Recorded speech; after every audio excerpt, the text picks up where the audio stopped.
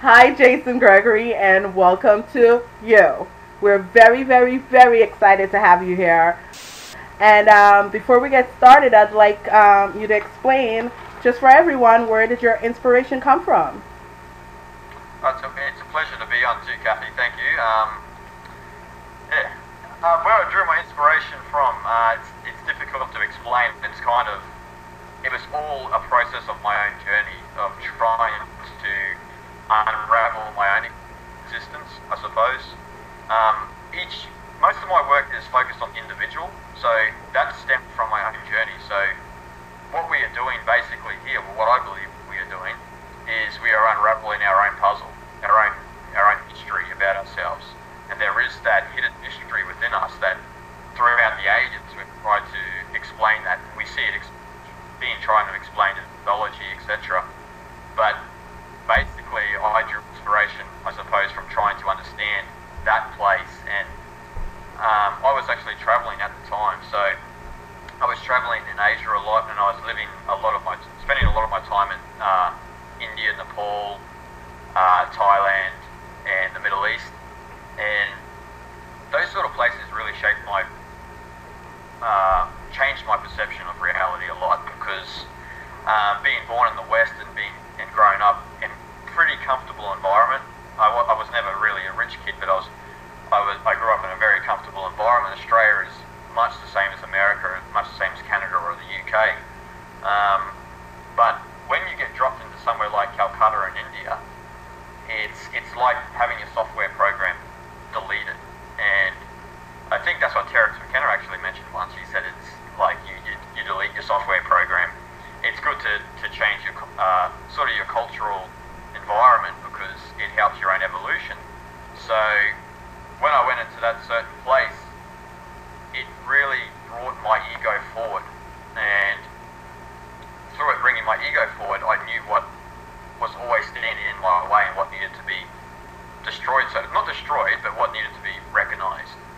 And from there, all of those sort of lessons, like being in a place like Calcutta in India, one of the poorest, if not the poorest city on the planet, was at that time, I didn't realize, but unconsciously, I was taking a journey more within myself and understanding more about who I am. I like that a lot because I like that a lot because that explains the beginning of your book, at least the second chapter, on discussing the moment. You know, how do you explain? You explain the moment so well in your book. Could you emphasize that to our viewers, the moment, and also Jason, the conflict and the duality that the moment entails? Yeah, good question. Actually, the moment was the first chapter I wrote. I thought it was going to be the first chapter, so because that was sort of a chapter very personal to myself at that time, because it was like getting hit in the head. Okay. You know, like when you start to understand more about yourself, and you push a lot of. I was never religious, and by no means, but I always believed I was Australian, and male, and skin color, white, being, the perception of being white, and living sort of by these, I would say these cultural blocks that we have in reality, which block us from seeing each other just as a human being, not separate from each other. Right. So once I moved these cultural blocks away from my existence, I call them usually the four core pillars of separation, which is religion, race, nation, and sex, which are the four which build a lot of the duality in existence. So when one realizes that, one seeks to, well, when one understands that that's not really who they are, that's development over time of your own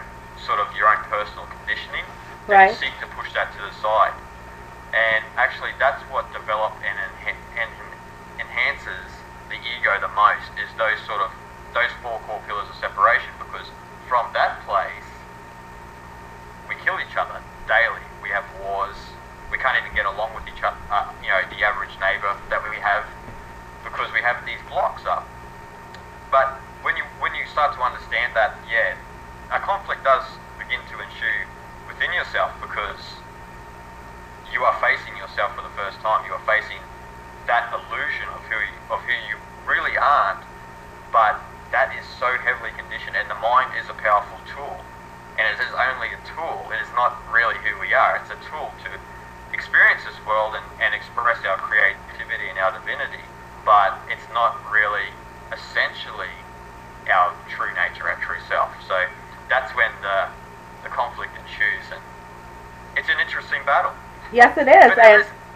But there is actually no one to defeat in that battle, because all that needs to really happen in that is to realize the ego. Because I know a lot of teachers try to teach to transcend the ego, and that can be seen in two different lights. When some people hear transcend the ego, they think to destroy the ego. Now, even the most enlightened sage on the planet will say that is actually the ego who wants to destroy the ego. Right. So it's the height of the ego's arrogance to try to even destroy itself. So by transcend, they mean just to be aware, be conscious of where you daily are acting from. Are you acting from the ego, or are you acting from your center, from your true self, from your heart energy? How do you know the difference? How to know the difference? Yeah. I suppose the best way to know the difference for myself is to just try and remain humble, and when there's a situation comes up in your own existence, don't react straight away. Just sit there. A lot of people call this a Zen moment, but just sit there and just try to, because the chatter will obviously come, the mind will dissect whatever situation it is the way it thinks and from your own conditioning. But if you can just sit there and be aware of your thoughts and just be conscious of them, they will move to the side, and your natural response should come from that. So how do we? Yeah, that's a great response. So how is the ego known as the shadow? I would say so. Yeah, I think the shadow became very popular with Carl Jung in his work in psychology. He was basically describing the ego, I guess it's, which is the shadow self.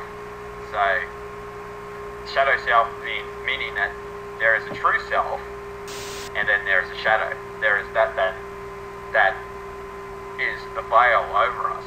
So I actually heard a good quote once, because it's good that you mentioned the shadow, because I think it was someone in Buddhism said to try and get rid of your shadow, your ego. To try and get rid of your ego is to try and detach from your actual shadow. Oh, that's interesting. Yeah, so it's an interesting analogy, because you've always got your shadow in the background, but it depends on what you are identifying with. If you're identifying with a lot of that internal noise, then your reality is going to be noisy, so to speak. So just trying to, I suppose, push that shadow to the side and trying to bring your true light forth, I guess this is, one of our purposes here. What is our limitation? Like, how do you explain our limitation, and why isn't it important for us to transcend? Why aren't we taking the personal responsibility? Why do you see the lack in that? I guess we've become comfortable. I guess there's. Okay. I think we've become so comfortable with the system that's been built around us that any path to freedom that we see, we become anxious. Okay. Because we depend on a system that's been built. We have an extroverted view of reality. So because it's extroverted, we only see outside of ourselves. So we depend on that. So anytime, if you yourself, Kathy, were to show someone a piece of literature, or you said something profound to them that resonated something in here, then instantly with a lot of people, a lot of anxiety builds, because they unconsciously know that they've been dependent on this system their whole lives. Yeah. But as soon as that there's something pointing out the door saying, look, true freedom is within, and that will in some way be reflected within yourself as well, because you may in the end walk away from a system that is fundamentally sick.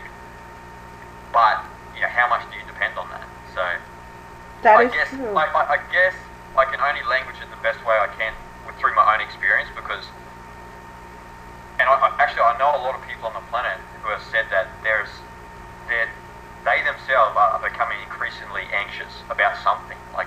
Yeah. About, and they don't even know what it's about. Yeah.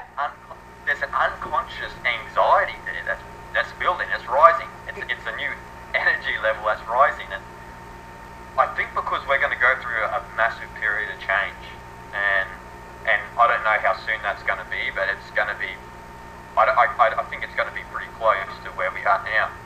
Yeah, I agree with you with the anxiety part because it's really intense. The energy is really intense lately.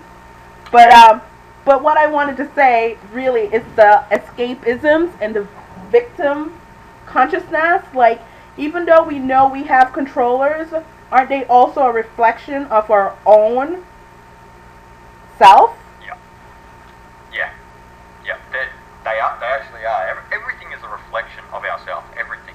Even you and I speaking here today, there is a distinct quality that we're reflecting to each other. Absolutely. We made the agreement beforehand, right? Yeah, exactly. So there is a reflection in everything. So I guess when people understand that intuitively and they see, say, the rulers of this planet, the tyrants, they don't want to identify that there is still a deep quality about themselves being reflected from those tyrants. They don't want to accept that.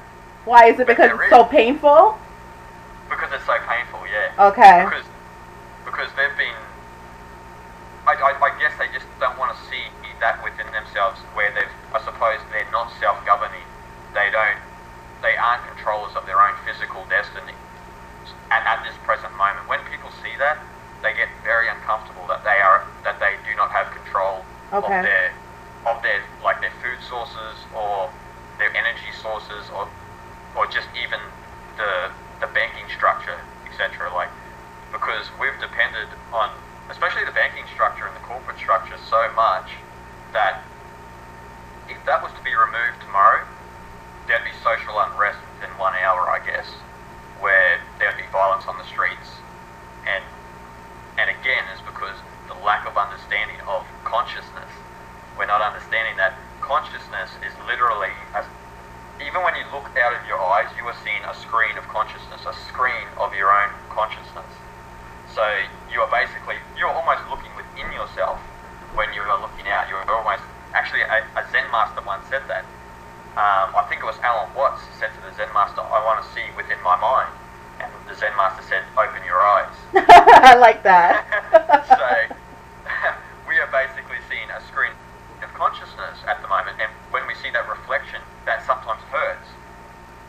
Really delve into that, because the pain isn't bad. Once you get into that aspect of that deep, dark pain within yourself, I guarantee you what grows when you go into that depth, it's only beautiful what grows from there, because you are actually just taking steps within your own consciousness. So the whole point is not to resist, but to persist, correct? Yeah. Okay. Not to resist. Embrace it. Embrace everything. Even the tyrants, a lot of people do identify that they are doing a lot of crazy things on the planet, but still in some way embrace who they are. Try and look into their center and go, I know where you're acting from. You're acting from who you are not, but I can still see who you are. But why is that so hard for some of us to be that mature?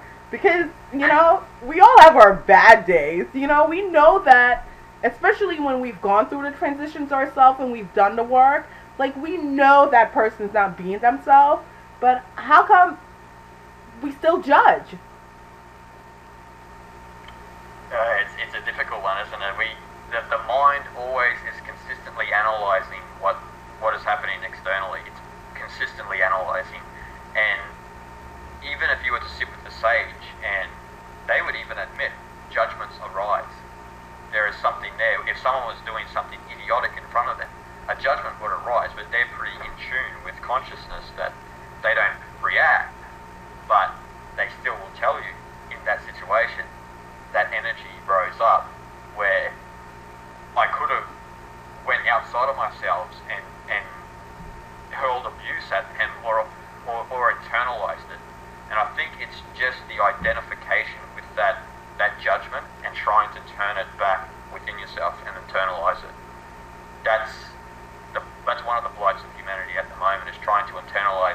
that judgment, because in fact, if everything's a reflection, you are constantly judging yourself. Absolutely. Because that's the hologram itself, correct? Because we're just a holographic projection of our inner world, our inner state of being, correct? Yeah. We're a film projector. Yeah.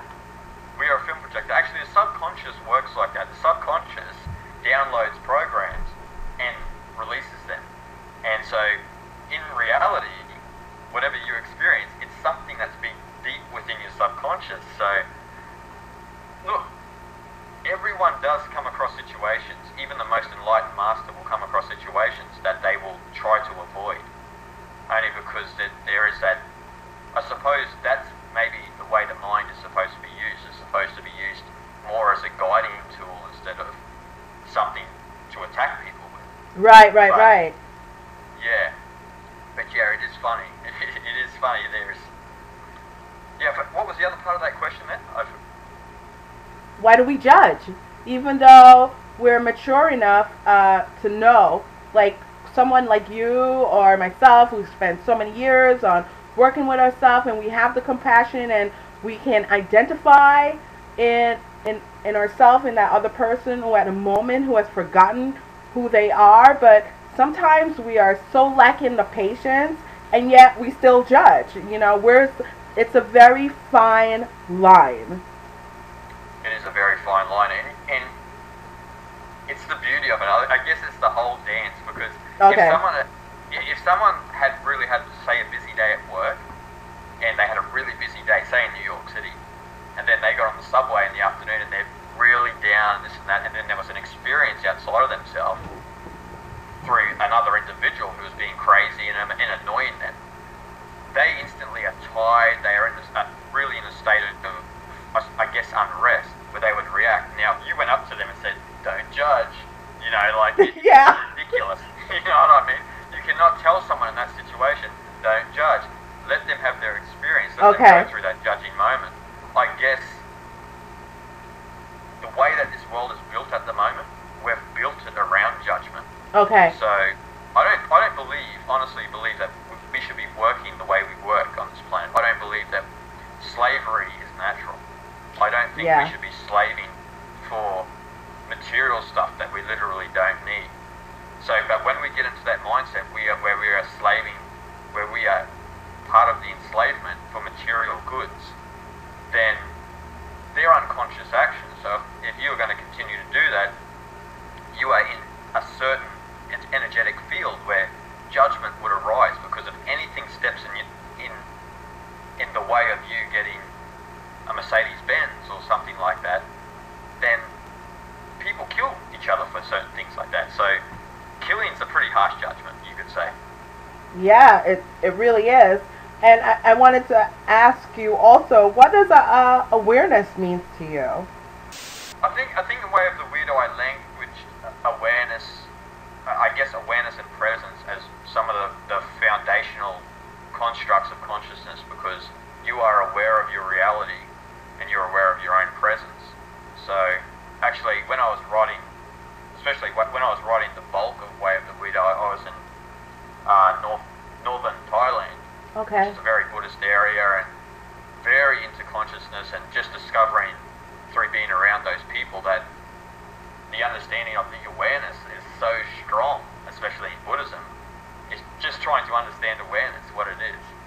I think in the West, we try to understand awareness as in things that are still happening outside of ourselves. So we may see the global conspiracy and say, that's awareness. Now look, it is still awareness, but it's not the root of awareness. It's a heightened state of awareness. You're becoming more conscious of your environment. Right. But it's not the root cause of awareness. Awareness, when you get deep down into it, is just I am. It's the I am state of consciousness, that you exist, you are here, and actually the ego is not within that awareness. It doesn't exist. So it's almost from the true self. That's where that awareness is born. It's the first, I suppose it's the first flower bud of consciousness. So of the self. So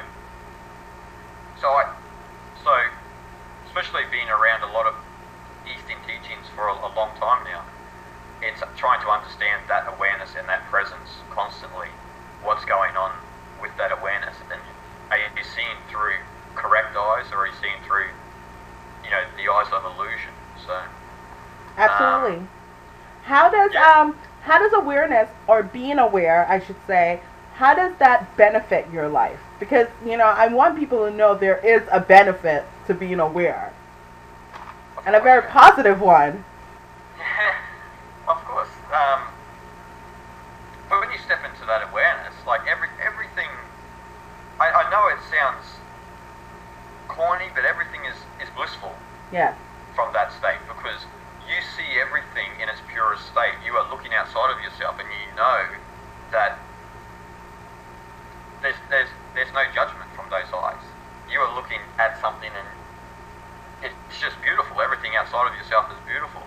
Me looking at you now, Kathy, it's beautiful. Thank you. You know what I mean? Everything is beautiful. I know that sounds corny, and a lot of people don't resonate with that sort of stuff, but ask yourself, when you're listening to me say that, who is identifying with that? That's the ego again. So push that aside and try and identify with what I'm saying, because the awareness is beautiful. When you understand that deep seed of awareness, there's no impartiality. There's no he's wrong, she's wrong, he's right, she's right. Everything's just what it is. Everything exists and is. So that's what they actually call, in Vedic terms, Satchidananda, which means Sat means existence, Chit means consciousness or awareness, and Ananda means bliss. Oh, I love that. You like that? Yeah, I love that's it. the way a flower grows. They say a flower grows Satchidananda, because Sat, you exist, you're aware that you exist. Chit, you're aware of your consciousness, your awareness, and then once you understand that, there can only be Ananda. There can only be bliss. But what happens in a lot in this world, especially in a lot of spiritual circles, that they understand Sat and Chit. They go, I know I exist, I know I'm aware, but I can't find the bliss. I love that. Well, there isn't bliss all the time. Sometimes it's hard work. Yeah, there's a lot of hard work, and I guess we get fooled by that voice within our head a lot, so, yeah. Well, it's kind of like a no turning back path, Like, once you're on this path, there's really no turning back. No, there isn't. Like, I have asked this to many people, can you turn back, and even some people have tried. I know people that have tried. They said, I know all this stuff, I know about myself a lot, but I just want to give myself a break. But then they just end up coming back, because it just seems, it's a fraud. It's a fraud to continue to be the ego, be so identified with the ego. Yeah. So, let's get into the magicians. Who are they, and what role do we play with the magicians? I only actually mentioned 5 magicians in Way of the Weirdo, who was Queen Elizabeth. Yes, you did. I thought you were very courageous, I gotta say. You were like, I'm gonna write this book, and I'm just gonna write this book. I tried to do it as gracefully as I could. You did it great, I gotta tell you. Yeah, I guess at that stage, especially of my own development, I still wanted to, there was still something within me that wanted to shine the light on those people who are controlling the planet at the moment. I suppose if I was to write a new book now, I probably wouldn't mention anything about that darkness. I totally understand, because they're really irrelevant at the end of the day. They are irrelevant. Yeah. I see this with a lot of researchers on the planet. They say they know the true journey, but I think that still is important. And I think you've really got it wrong when you say that, because even though something within me says, yes, the global conspiracy is important, I think it's a stepping stone. I think it's a stepping stone for people to understand more about the world. Absolutely. So the way as you read, Kathy, the way I wrote Way of the Weirdos, it's almost a guide for someone who is very... It's a guide for those who are on the journey, but it's also a guide for those who are really new to the path. And so I did mention Queen Elizabeth, Pope Benedict, David Rockefeller Sr., Queen Beatrix and of the Netherlands, and Sir Evelyn D. Rothschild. So for me, I believe they are 5 key figures on the planet. Okay. Only because that they play specific roles where the majority see them in different eyes. The majority see them as, Queen, she's goody two shoes, etc. Pope, he's a holy man. But if you understand spirituality, if you understand what holy means, I suppose you could never look at someone like Pope Benedict and say he's holy. I know that's a pretty crude judgment, but in the Catholic Church, it just seems like there's light just shrouded with darkness within the Catholic Church at the moment, especially in the Vatican. I should say the Vatican, not the Catholic Church. But, and I suppose with Queen Beatrix, she's just another head figure of the royal families who is around a lot of natural resources, and they control a lot of resources. So, just to try and show people that these royal people aren't really innocent people. They don't really live from their heart center. They live from the ego extremely. And you can see that with the last 2 that I mentioned, David Rockefeller Sr. and Sir Evelyn D. Rothschild, who have built a massive banking structure, which is basically what they've done. It began with Rothschild, but then Rockefeller was instrumental, especially within North America, in developing, a banking structure that is actually built to crumble. But those particular individuals, one thing I liked about what I wrote in the book, especially about those certain individuals, is the place that they are living from. They are not, a lot of people believe, especially a lot of people who study the Masonic orders and the Illuminati, they believe that those sort of people are enlightened. And when you really understand what enlightenment is, they're not enlightened at all. Not at all. Not at all, because they are acting from the ego. So absolutely. So you've got David Rockefeller Sr. and you've got Sir Evelyn D. Rothschild at the moment, at present, fearing that this collapse that's coming. That they are doing whatever they can do right now to prop this system up. That's why we see a lot of the integration into the Middle East, destroying the Islamic banks and putting central banks in there. They are fearful at the moment that all of that's coming to a close. So, and you could, and I actually mentioned it in the book where, Sir Evelyn D. Rothschild, I think Galen Ross Sr. said he had in 1998 it was $110 trillion. So when you're getting up to those sort of levels, and if that individual is not a very giving person, then they are living from the ego. So do you think they're trying to hold on because really it's their reality that they're trying to preserve and not the reality of the spirit? Exactly. I see that that's what they're doing. The light of truth is always, for some reason, destroyed. Not just the truth about 9/11, but the truth of about who we are. Yeah, absolutely. So, I spoke a lot of my new work. I spoke a lot about this in a lot of my new work in a tour that I just finished, where when you understand the laws of order and chaos through consciousness, and them being a manifestation of chaos, which is the ego, the mind, they are only actually that physical signature of that chaos in this whole cosmic dance. And so if you are the physical signature of chaos, then you would never want patterns to emerge. You would never want order to emerge. You would always want chaos to be prevalent. So that's what they implement. They unconsciously do it. They don't consciously do it. They're playing their role here as a human being. I wouldn't give them too much credit, you know what I mean? Right. They're not enlightened. They live from the ego. And it's kind of funny because a lot of people who study the Illuminati and the Freemasonic orders say that they work for Satan. Now, that's true. Yeah, that's the big one. Yeah, but this is the funny thing. It's true in one way because the root word of the ego, the root word where ego came from, is Satan. Really? I didn't know that.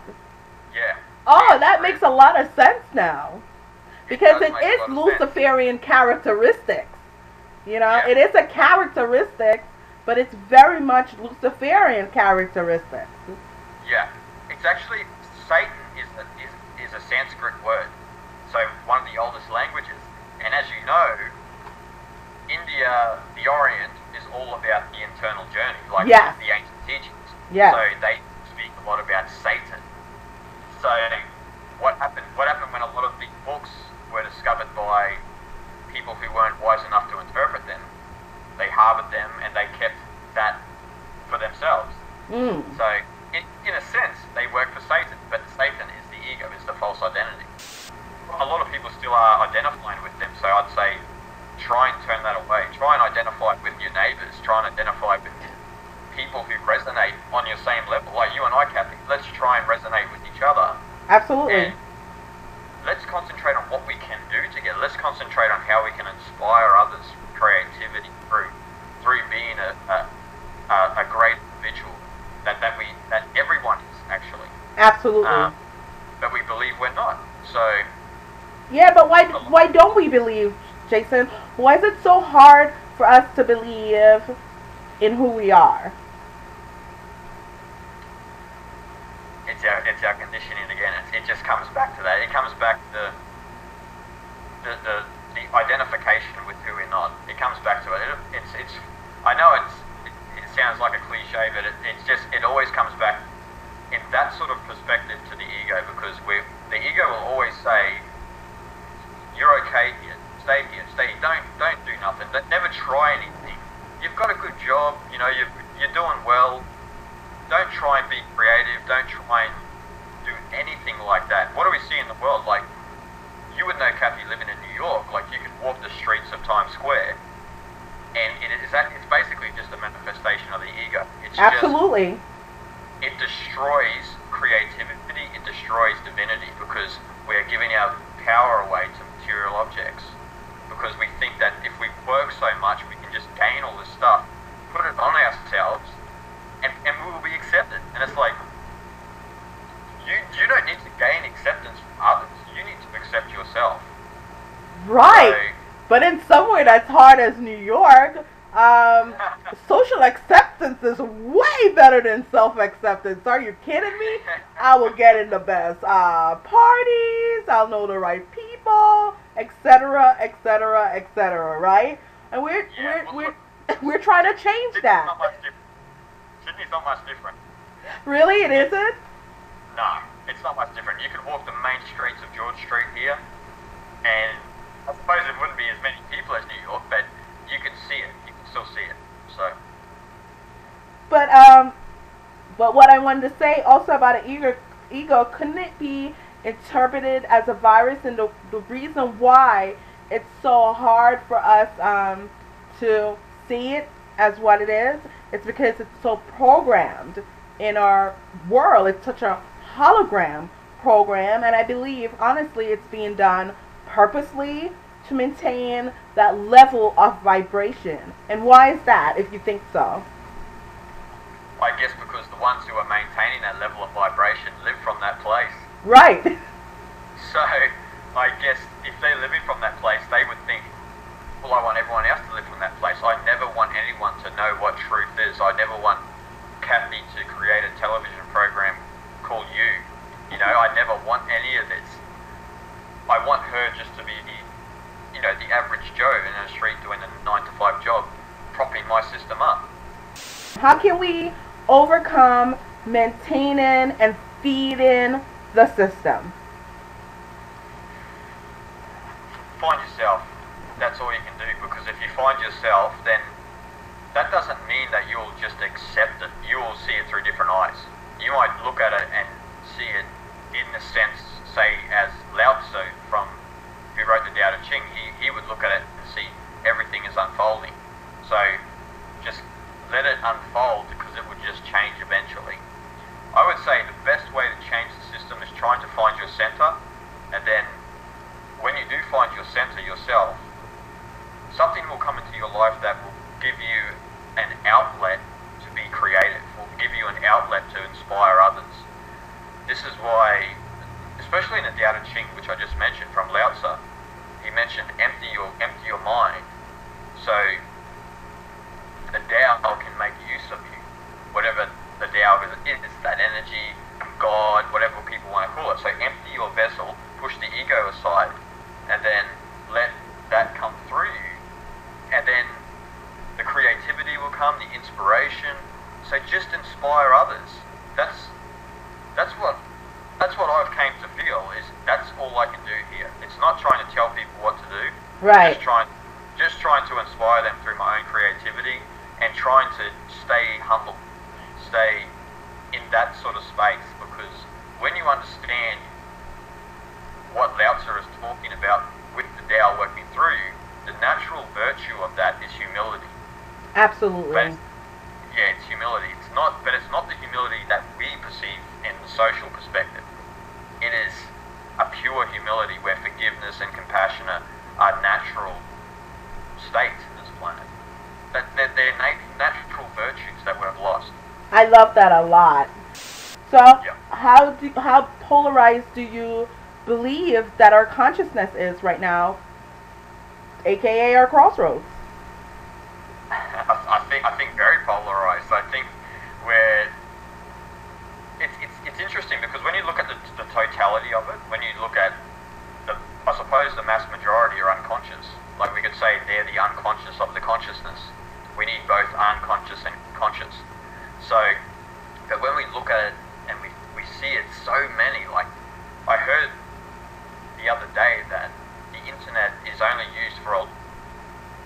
7% of the internet is used for alternative knowledge. Wow, that's scary. So, yeah, it's scary, but in one way, I actually thought it was only going to be 1%. Really? Yeah. Wow, you're... I shouldn't have been so down on it. But I heard it was 7%, and actually I thought, in one way it's still scary, but in another way it's growing. So Okay. there's something happening. I don't know. I'm no one. I would only be speculating to say if we're going to go through that crossroads, like we're going to take the right choice. I feel that we are going to. I feel that history is not going to repeat itself. I feel that we're going to move into a new state of whatever that'll be, a new level of consciousness. But again, it's through the individual. It's not trying to change the external environment around us. It's trying to concentrate on yourself. And when you do that, you will see the evolution take place outside of yourself. So that's what I see. I know a lot of people, they get down because they see the mass majority and they're not taking, they don't even know that there is a crossroads appearing. Okay. You know, like, and I know you know that as well. There's a lot of people there that don't even know that there's a crossroads to be taken, because we're in this mind-numbing state where we're just barreling through existence thinking that, you know, this is all that there is, when there's so much more. Yeah, there is so much more. I would tell people who are in a heightened state of consciousness not to be too worried about what's happening outside of yourself. Don't concentrate on that. Concentrate on yourself and look at those crossroads yourself, and then take the right option. But how do we balance that? How do we balance knowing that there is a crossroads and having to deal with our relationships at the same time? How do we balance that? Yeah, good question. You know, there's the old analogy, in the world but not of it. Yeah. I suppose a lot of people like that one. I'm like yourself. Like, there are certain situations where you cannot express yourself as much as you would want to express yourself. So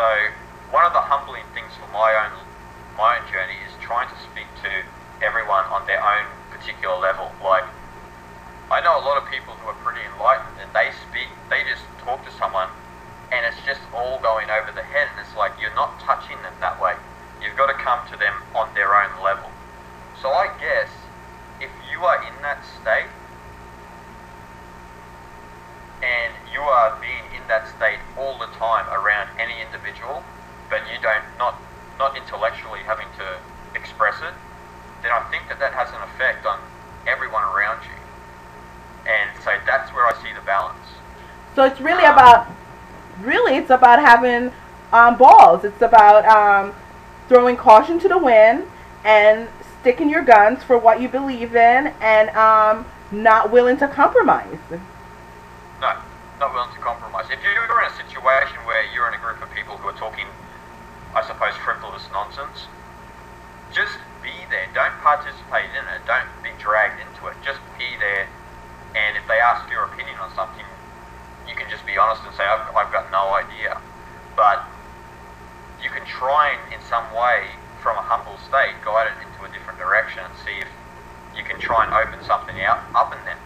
I suppose offering information, if you're going to offer information or offer alternative wisdom to other people, if you're operating from a place of love, then there's nothing wrong with that. If you're operating from a place of ego or fear, then you will be trying to tell them what to do. Like, you'd be sticking to your guns really strong because you'd be in the shootout with someone, you know. But yeah, but that's where I was going with that, because here comes trying to balance control. Like, you know what I mean? That control thing, you know what I mean? Because control is a very sneaky ego energy. Yeah. You know, you don't want to come off as, I'm right and everybody else is wrong, even though you've discovered this path and you know it's good and it's great for everyone and you wish everyone would take this path along with you. So how do you balance that control of knowing what is right but respecting, even though it's crazy, everyone else's choice? Yeah. I guess there are certain situations where you will know what's right. Okay. You know, because none of us, well, I don't know anyone who is on the true path who would ever want to harm any individual or who would ever want to inflict pain on someone. So absolutely not, right. Like, I know no one like that because it just wouldn't make any sense. Right, because, but if there was a certain situation where you needed to maybe speak up against somebody who was causing violence to someone, then that situation may come into your existence where you may need to say something. There's nothing wrong about that. That's a certain situation, I guess, that's come across your own journey. Okay. You can choose. You can actually choose to walk away from it if you want. There's nothing wrong with that either. But if you're operating from that place of humility, just guiding them and say, you know, should you be doing that, or you know, as long as you can get through the situation without inflicting pain on someone else, I don't see there's much of a problem there. But yeah, I think that's the blight of a lot of people who are, I suppose, thrust onto this path, this mystery that we're all on. Yeah. Is trying to find that balance point and be within society, be within old friends and family who probably haven't had a deep inspection, but just be around them and be humble and be loving and be forgiving even the most stupidest actions, but just trying to do the best that you can, because remember, in the end, it's your journey, so whatever's best for you is best for everyone else. So how do you what's best, but not what is best for your ego is best for everyone else. No. What's best for you, for your true self, is best for everybody else. How do we encourage someone to have the courage that it takes to be you?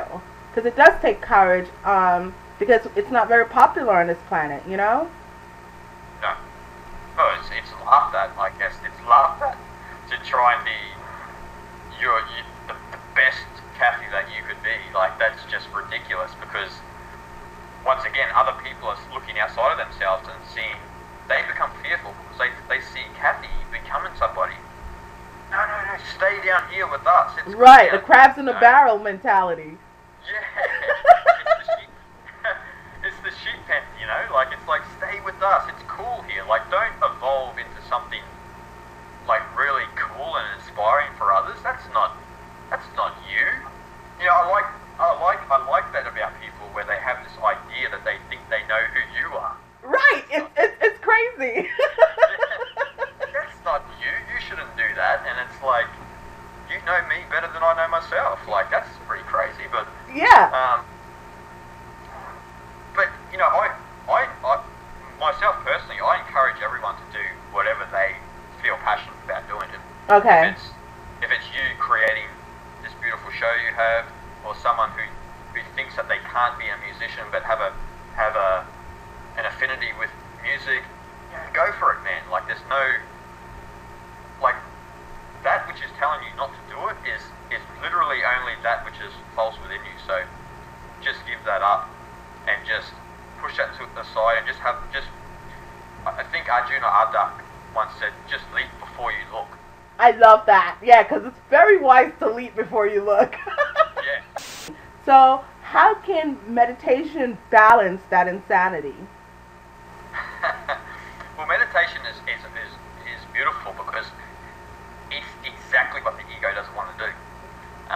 It doesn't want to be silent. It doesn't want to sit there, close its eyes. Because when you close your eyes, you are instantly looking inside your head. You're right. looking inside your whole being.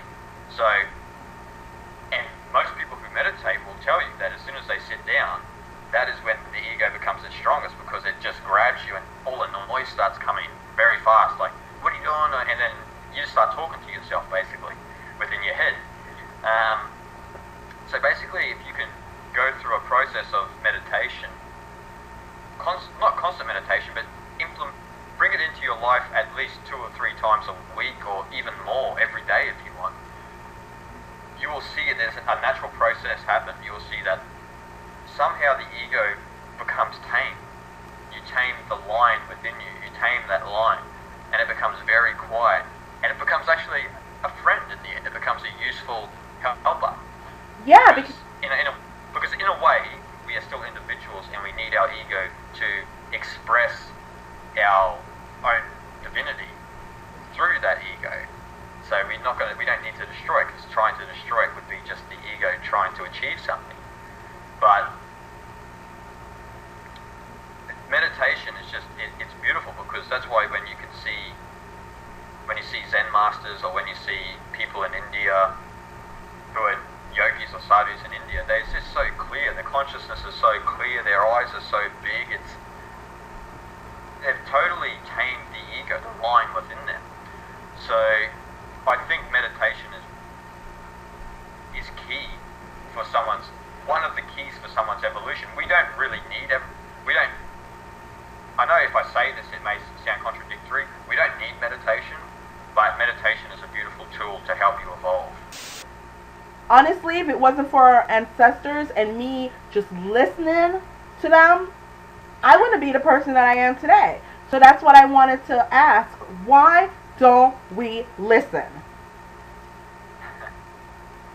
I suppose it's ignorance. Ignorance and arrogance kind of overlap each other, because there's a problem, especially in the West. We become so arrogant, I suppose, because we think we know everything. Yeah.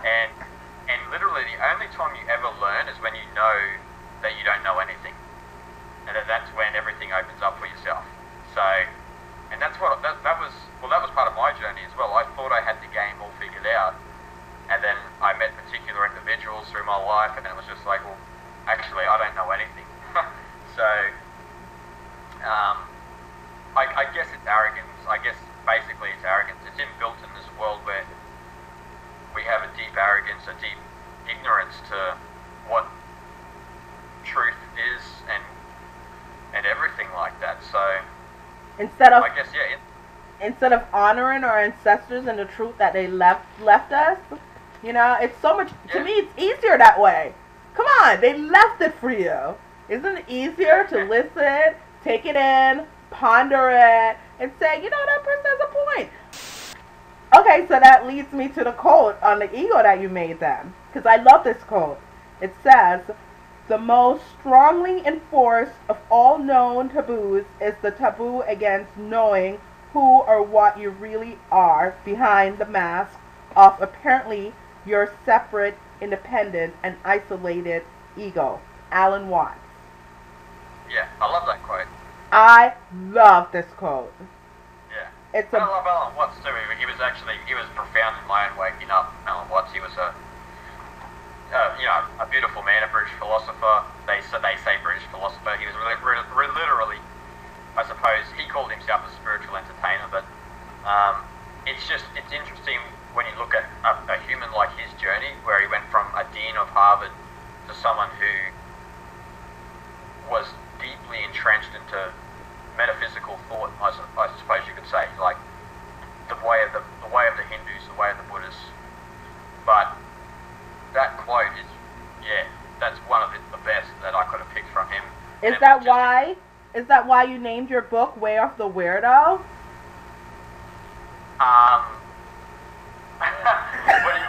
In which context?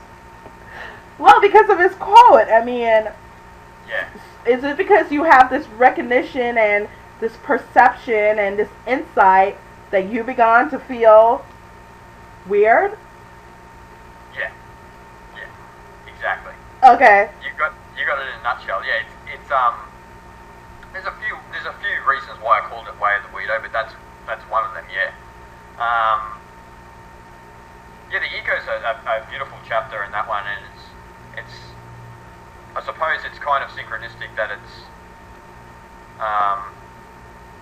arrives in the book at that particular time, but it's that's just really to try and deepen someone's introspection into what that ego is. I know a lot of people hear ego and they don't really understand what the ego is. They think it's the guy at the football game, the loud and rambunctious sort of individual. That still is the ego, but that's not really that's not the deeper essence of what the ego is. The deeper essence of what the ego is separation, is edging God out. You could say EGO, edging God out. So, to try and language to people that everything on our planet at the moment, why the world is not healed, why the world is in chaos, is because of that. Because we aren't healed? Sorry? Because we aren't healed? Because the individual self is still separate, meaning split? Yeah. Okay, that makes sense. Yeah. Aww. Okay, so I'm going to jump all the way to quantum. Yeah. So, you want to explain quantum physics, and the way you explained it in your book was so remarkable. Thank you. You're welcome. It really was. I love quantum physics. It's great. Like, it's kind of funny because in the East, that sort of knowledge has been around for thousands of years, but because in the West we need a very intellectual, scientific verification of atoms, of consciousness not being local to just within our mind. We need something we need something in stone in the West. We have this very scientific, this very matter-orientated consciousness. So I think it's beautiful, and I think it's very synchronistic that quantum physics has actually been introduced into the scientific field and heavily entrenched actually at the moment. The quantum model of the universe. So, and I know there's still a lot of people out there who don't agree with quantum physics because they see a lot of the slit experiments where they see the atoms and the electrons going through all of these things, and they don't really think that that's set in stone. Oh, okay. But there is a lot of people, especially in the scientific community, who still don't get it. They don't really get it. Like, even I think Bruce Lipton once said that when he was in university, they just used to laugh at the quantum physicists because it was just something nutty. It was just like weird science. But it wasn't until he got older and older where he embraced it and saw that actually the only way that he could embrace it was when he became much more of a spiritual person, and then he could understand the language of quantum physics about how atoms, everything is energy, everything is made of atoms. You need to have a very deep intuitive feeling to understand that. Yeah. And I think if you are presenting, I'm not in the quantum field at all, but for someone who was presenting quantum physics presentations, etc., at university, they must find it very difficult to get people to try and get their head around it, because when you get into that nothing's really solid, that kind of really jolts the mind a lot. It's hard to intellectualize that. Yeah, but that's again part of the ego holographic mind. You know, Yeah. it wants everything solid. It wants this reality to be real, and so it convinces us that it is real, that it can exist. You know, it's Yeah. so tricky. It's tricky. But If the ego wants you to believe that you're in a prison. yeah, in its prison, its created world. Yeah. It's like a groundhog. And it doesn't have to be a prison. Right, it really doesn't have to be. It could be a really beautiful thing. Well, I personally love the way you describe quantum physics. You said it has brought us full circle from the ancient texts explaining the importance of becoming that whole or holy person to a long stretch of history where we have forgotten this importance. I love that. That was like my favorite quote in that chapter. I really loved it. Thank you, because I myself wasn't even aware of that quote. I will go and look for that, but yeah, I understand. That's Page especially 96. that chapter, because there is actually a holy science about being that, embracing the universe through you. There's an actual holy science about that, which we've lost, and I think quantum physics at the moment is beginning to point to that, saying you are actually the universe. You're still carrying that star seed within you, or that cosmic seed within you, and you can express the universe through your being. But there's a lot of things to get to that stage. There's a science behind it. So you're saying that it helps us to have it physical. It's like a physical aspect of who we are.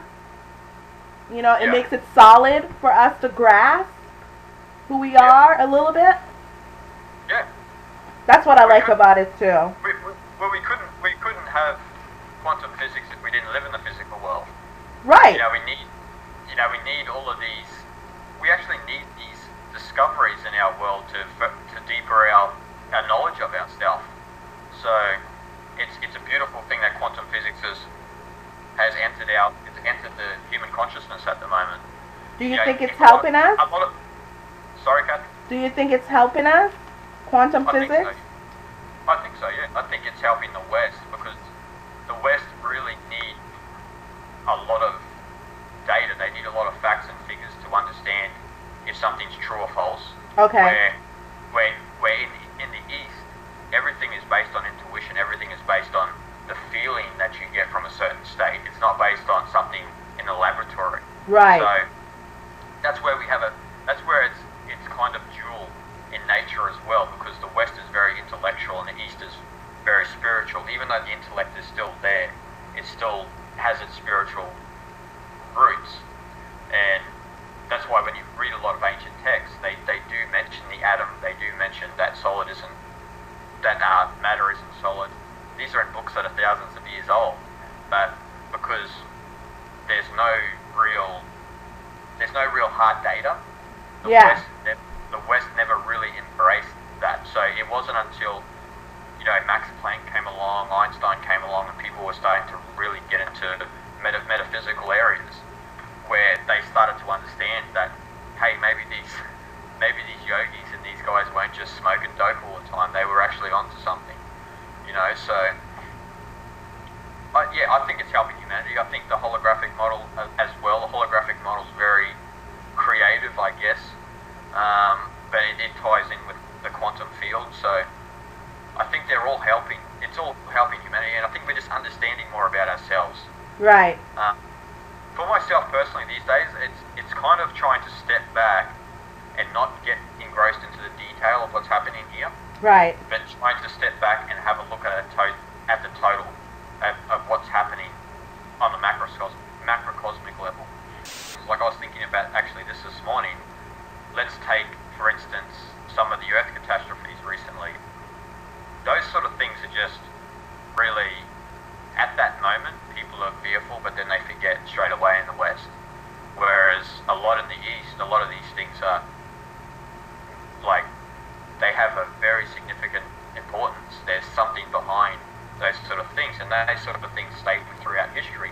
You can read any ancient a lot of the ancient texts, and they will have a lot of things that are ingrained in their culture, certain events, certain things that were very important for the consciousness at that time. Whereas in the West, we just pass things off like a television show. You know, they watch a show and then they forget about it 20 minutes later. It's strange, but that's the Western perception at the moment. I bet you it wouldn't be that strange if we didn't if we still had the Native Americans to inspire us. I bet, because they were our lineage. Yeah. You know what I mean? Yeah. Is that a coincidence that they are trying to wipe them out, trying to erase our lineage from our memory? Well, it's been since the 1500s, since the ego became strongly entrenched, that a lot of the intuitive spiritual traditions around the planet would have just been annihilated. So you can look at North America, the native Indians there, and you can even look in Australia, the Aboriginals of Australia. Like, literally, people in society in Australia do not know anything about that. Really? Nothing. No, they have no idea. What we are taught in education in Australia is that the Europeans came, you know, the Aboriginals had their spears, they were slaughtered, you know, white society was built. So before that, there's no deeper seeing, there's no deeper looking. So, and obviously it's to try and hide those ancient shamanic roots. All of that history has been lost, and I think at the same time we are rediscovering that. Like, even in America, like, a lot of people are resonating with the Lakota, with the Cherokee, with the Hopi Indians over there, and are trying to learn more about that history of North America, that energy of North America. Same as in Australia, a lot of people are delving into the ancient Aboriginal culture as well, but it's very slow, but it's gaining momentum. I see it a lot.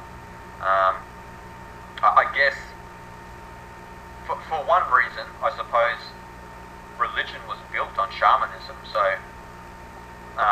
they never want anyone to realize that religion was built on shamanism. So, because before religion, there was always the shaman. So, right. Now, I'm not just talking about the shamans in South America. When I speak about shamans or shaman's actually a word from Russia, because in Siberia there was a tribe, they were known as the shaman. They were in Siberia in Russia, so that's sort of where the medicine man, or the one who was intuitive, came from. So when I mention shamans or shaman, I mean all of the indigenous cultures around the planet, not just South America, but also North America, Australia, Europe, Africa. And I guess it's just been lost. Sometimes for me it feels heartbreaking, because there's so much knowledge within that, and we've destroyed it. Yeah, we're not respecting it. We're not respecting it. It's been destroyed. Yeah. That's why I like to go to places like India and Nepal, because in some way in those two countries, that shamanic culture is still preserved. Very much so. You can still go there and you can still see the yogi or the sadhu in the street, and you can still go up and have a chat to them and trying to learn, you know, what do they see? What do they see out here? What's going on? Whereas you can't really do it. It's very difficult in North America and in Australia to do it, because the Western version of reality is just succumbed. It's eating up the planet. So what can we do, Jason, in closing? Like, really, honestly, what can the regular 9-to-5 mom, single mom, busy schedule, what can we do to participate in making our planet a better home?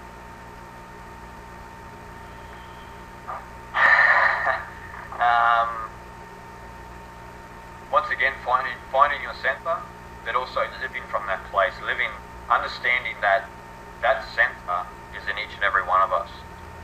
So when you understand that self, that whatever you want to call it, that Atman, that source, that Christ, whatever it is, it's within each and every one of us. And if you understand that, truly understand that, then you'll understand that There's no need to harm each other. There's no need to do any of this. It's just to treat each other with love, respect, gratitude.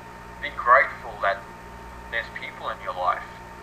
And in some way, try and get closer to the earth. Try and live your life a little bit closer to the earth. Even if you do live in New York, try and live somehow closer to the earth. And that may mean just recycling a bit more or whatever. Just live closer to that which we live on, because literally without the planet, we don't have an experience at the moment. This is our experience. We are from the earth. I don't believe we're from the stars. I believe we are born out of the earth. I know I may ruffle a few feathers there, but I believe we are the eyes and the ears of this planet. So that's okay. If you understand you're the eyes and the ears of this planet, understand that you live on this earth, you're a human being, and your role here is to treat each other with love and respect, and to find that center, to realize yourself, and just love and only love. Don't fear, don't live from the ego. Just live from love, and that's all, and learn to give and not expect anything back. And why should we care? Why should we care? Yeah. I think the individual's got to work that out for themselves. Okay. Because if they don't feel that they should care, then maybe there's no need for them to care about themselves either. You know, I don't want people to feel like, this is not important enough. Why should we care? Click with the TV remote control, and I want to tell people, like, we really need to care. Yeah. It's difficult because, again, it's a double-edged sword. Because some people may say, I don't care. They may be living in some sort of delusional, enlightened state. And they may be living in an enlightened state and they may not care. That's okay for some, but for others and for the majority, we still have to live with each other in a community, in a society that at the moment is sick. But the only way to make that better is to try and care for yourself first, and then when you learn how to care for yourself, you'll know how to care for others. Know how to love yourself first, and then you'll know how to love others. Absolutely. If you hate yourself, if you have self-hate, you'll keep projecting your self-hate. Absolutely. I really, really love that, because that is the truth. Jason, I can't tell you much. I can't repeat myself how much I love Jason Buck. Guys, please go out and get Way of the Weirdo. It was a great book, and what I liked about it the most is because it was so dimensional. It wasn't just a singular aspect of one particular thing. It was so dimensional, and so it represents who you are in so many ways. It's like you triggered so many different aspects, Jason, of an individual self. You really, really did. You did a really, really good job with that. Not keeping it so narrow and making it so vast and dimensional. It allowed you to trigger so many aspects of emotions and feelings. I've actually never heard it said that way, being so dimensional. So I'm going to steal that one off you now. You should, because that's what it was. It was so dimensional, because you had a trigger for everyone. I guarantee that no one will read this book and not identify with an aspect of themselves. It's impossible, because because you really hit the triggers. You really, really did, and I loved it a lot. I did try to put a lot into it and try to make people realize it's all from a certain place, but we're on this experience together. So, and there's a lot of things in Way of the Weirdo. So there's a lot of things. We just covered a very, very few, guys. Surface level. It's a really, really, really wonderful read, and I think for 2012, you need to get it. Definitely. I love you, Jason. I thank you. It's been a pleasure. It's been a pleasure, Kathy. Thank you. Thanks for giving me the chance to speak with your grace. It's been beautiful. Oh, no. I thank you for coming onto the show and sharing with us your work, who you are as a human being. I think you're a wonderful, wonderful human being. And I want to see more people like you, Jason, on our planet. I really, really do. Thank you. I think you're one of them. Thank you, sir. So, Jason, I thank you for your time. I really appreciate you sharing your depth and your knowledge with our viewers. And anytime you want to come back, we'll be happy to have you here. I'd love to be back. Thank you so much, Thank you. Jason.